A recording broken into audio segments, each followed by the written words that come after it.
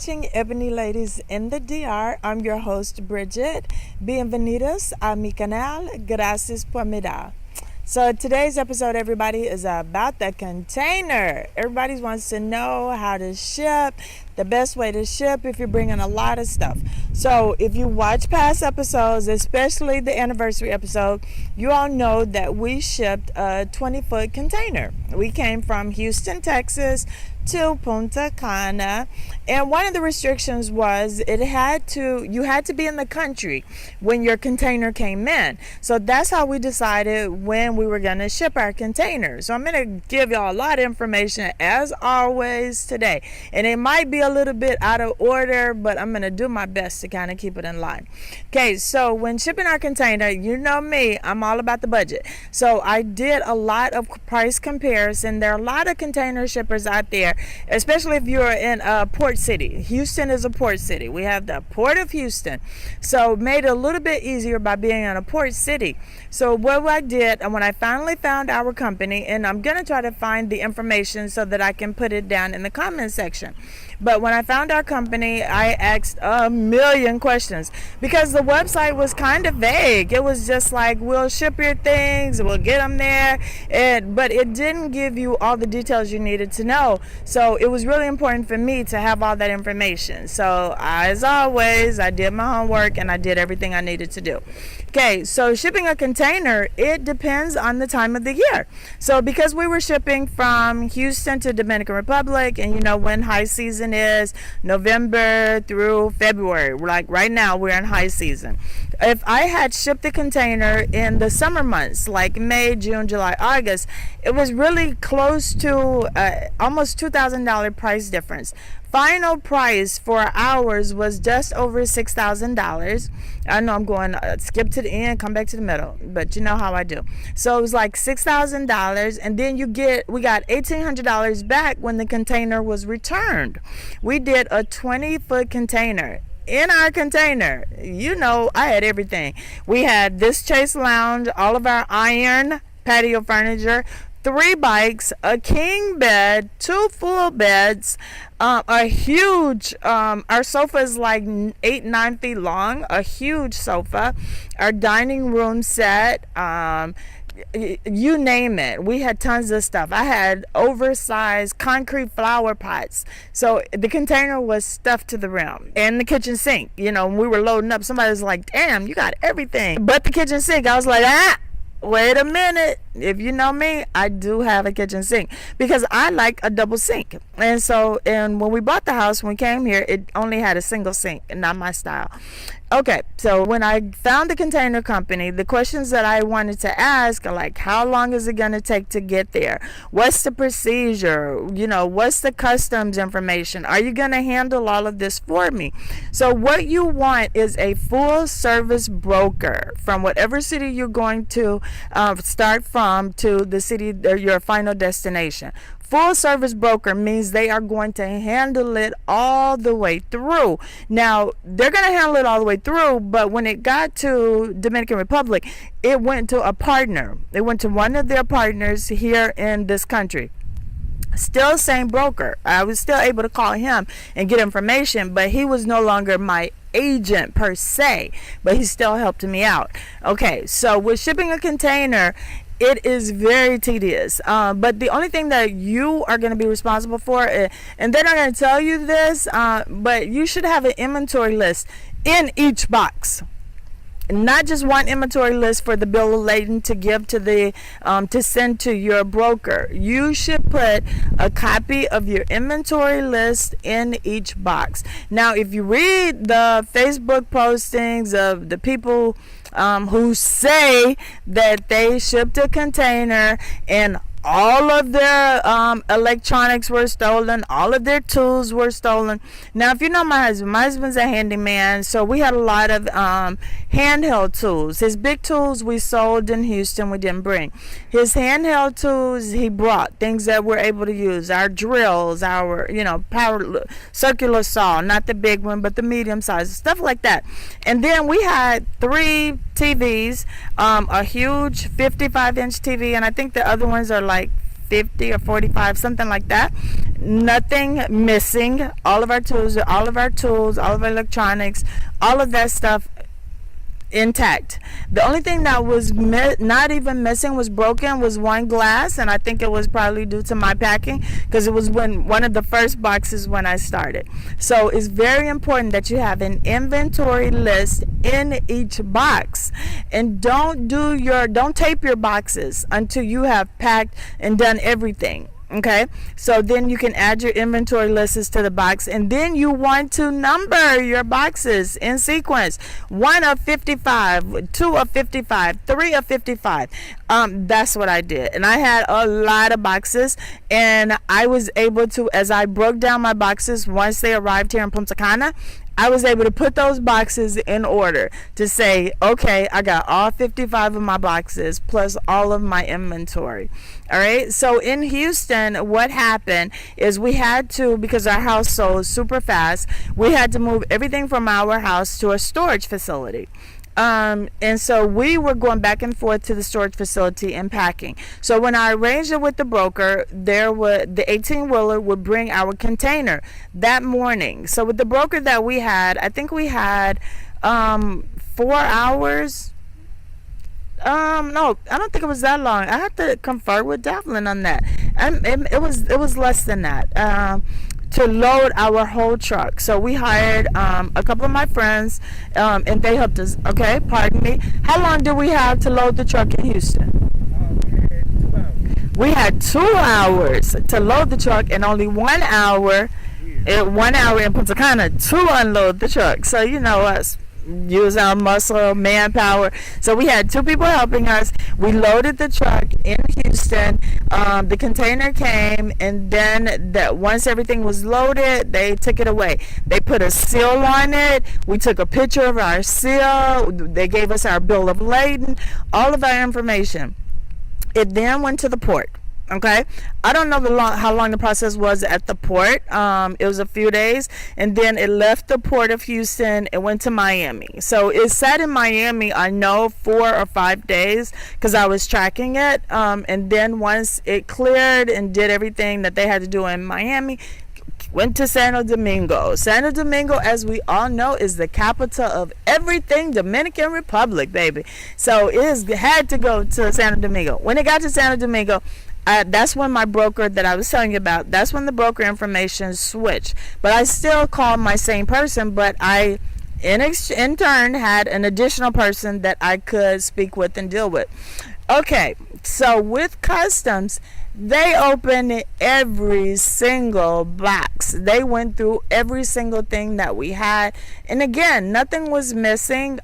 We had 1 broken glass, that was it, but everything was there. But I had my inventory sheet, because you're going to put a copy in each one of your boxes. You're going to give a copy. You have to fax it to your agent when you make your payment, your initial payment to get it started. There's a deposit, right? You're going to send your papers there, and then you're going to keep a copy, of course, for yourself. All of your documentation you're going to need to have, because when it gets to the end in Santo Domingo, it's going to be time to present those documents. Now, once your container is in the country, you will have to go to Santo Domingo, sign paperwork. We had to go twice. You went first time. No, I take that back. You go when your customs and everything is cleared. And it took almost 2 weeks for them to clear all of our items, all of our goods through customs. So now this is including the customs charges, the luxury taxes, all that kind of stuff. Now I had some designer bags, ladies. Let me tell you something. If you have a collection of designer bags like Louis Vuitton, Gucci, Prada, Hermes, if you're that kind of a baller, then you want to put those in your luggage and bring them on the plane. I made a mistake of packing my Louis Vuitton bags that I did keep, because I sold a lot of them before I got here, Oh, Dominican Republic know all about the Louis Vuitton, baby, because they put some luxury taxes on that box, right? So, but my whole total of all of my taxes and everything with the container that we had to pay was just over the $6,000. Now, there's a lot of misinformation that people think once you get residency, oh, it's going to be free customs. They're not going to charge you the taxes. Woo, that is absolutely incorrect. You are going to get a small break on your taxes, your sus impuestos, no gratis. It is not going to be free. It is not going to waive that custom tax. It is just going to give you a little break for having residency. That's it. I did not have residency when we moved here. When we shipped our container, we got here January 13th.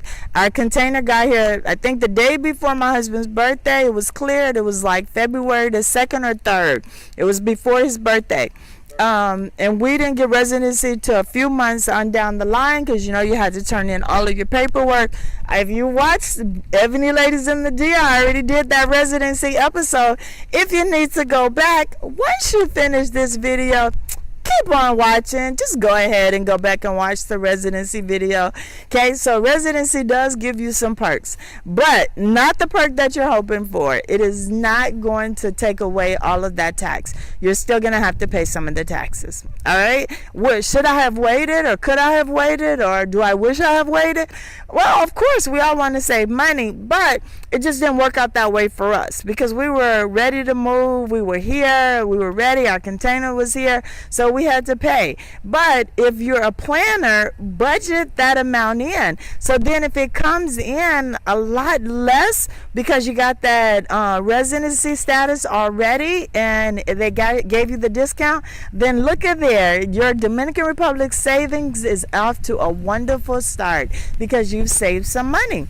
But if not, budget it. I planned ahead. I knew that my price was going to be right at the $7,000 mark. I saved for it, so I wasn't disappointed. I wasn't surprised. It was all good, right? Okay, perfect. Okay, now once your container is clear, you do have to present yourself in public in Santo Domingo at the Customs and Border Patrol.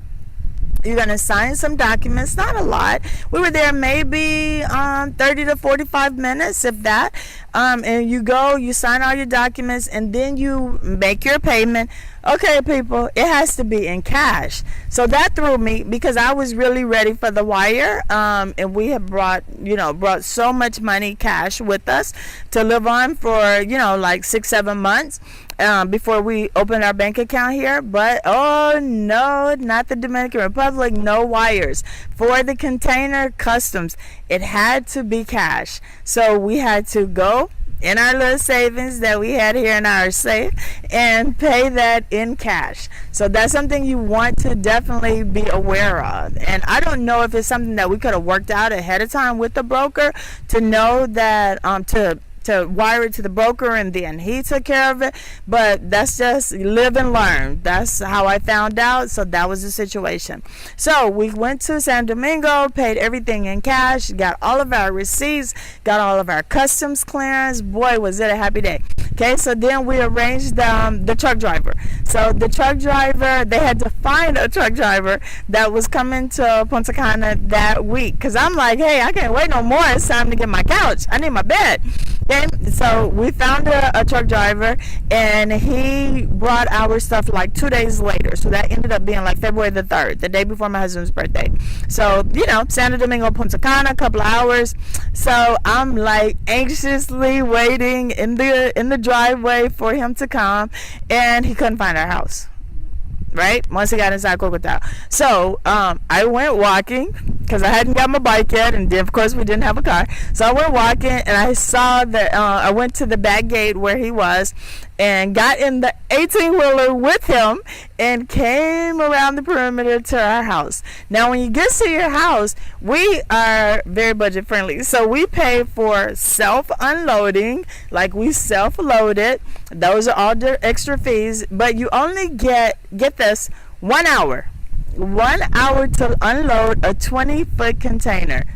muscles at work again. So it was myself, my husband Devlin, our friend Reggie, and who else? The security guard for Kokota was on the perimeter, and the truck driver. Everybody helped us. It was seamless. We did it non-stop. Didn't take a break for lunch or for water. Nothing. We got everything off the truck into our driveway. You know, we have a really big driveway, and got it done. The container went back. We signed some documents. And I say about not even a week later, they called us from customs to say that they had money for us. Money for me? What? Oh my God. This was something I didn't even anticipate, did not know. We went down there and it was the check for $1,800. It was our refund for the container. So people make it seem like, you know, doing these things are like a nightmare, and this is going to happen, that's going to happen. I literally just gave you from A to Z on shipping a container, and however minutes long this video is. It's not a hard process. The hardest part is deciding what to bring and what to leave. But you gotta pack up everything. You gotta wrap everything. If you're not a good packer, if you don't want to take the time to do it, put that in your budget. Hire professional packers to wrap up all your things that you really want to bring here. And you know, people ask us all the time, was it worth it to get a container? Now I just told y'all how much it was, right? It's just over $6,000, and we got $1,800 of that back. So now we're doing real estate, and so we're helping customers furnish their home. Yes, absolutely worth it to bring all of my stuff that I brought from the United States, because the quality of furniture that you're looking for and that you're gonna want is gonna be dining room sets, $3,000-$4,000, beautiful ones. Couches that we pay, you know, like $700-$800 for in the US, and these are really good couches, or $2,000 upward. You know, that's our prices, that's our price range in the US for a nice comfortable sofa. My sofa is huge. It's over $2,000 sofa, but of course I didn't pay that much. I found a deal. But here in Punta Cana, furniture, guys, beautiful quality furniture is very expensive. Towels, expensive. Sheets, expensive. You know, those kind of things that you really want in your home. So for me, and bikes, let me say that bikes are super expensive here. So we brought all of our bikes with us. So for us, the container was worth it. For some people, it may not be worth it. But this video is for the people that are asking me a million questions about shipping a container. And you know I'm all for it. I love to answer questions. I love to share my first-hand experience. I told y'all, quit listening to these people giving you advice on shipping a container that has not shipped a container. Okay, so I'm gonna try to find the pictures so Devlin can shoot a couple of pictures of our container when it left the storage unit in Houston, and when it drove off down the street in Houston, and when we were unloading and loading at our storage facility in Houston and unloading here at our new home in Punta Cana. Y'all, that sun is on fire today, as always. I love Punta Cana. Y'all know I love the sunshine. But those are the facts about shipping a container. Is so worth it. It really is. If you have any more questions, don't hesitate to ask me. I'm going to try to find my broker information and put it down in the comments. But as always, you guys, could you please like, subscribe, and share to my channel? I appreciate it. I love the comments. I love the questions, because it just helps me to bring you an informative episode, something that can help other people that are making the transition from whatever country to the Dominican Republic. So they're playing golf behind me. I'm just fingers crossed that this is a good golf player and the ball's not going to come hit me in the head, right? Okay, so guys, thank you as always for watching Ebony Ladies in the DR right here on YouTube every Thursday 9 p.m. Eastern Standard Time. So y'all see what I'm doing, man? I'm enjoying the garden. I'm going to turn my Chase lounge around and watch the golfers, and I'm just gonna enjoy this day. And if you have any more questions, don't hesitate. Talk to you soon.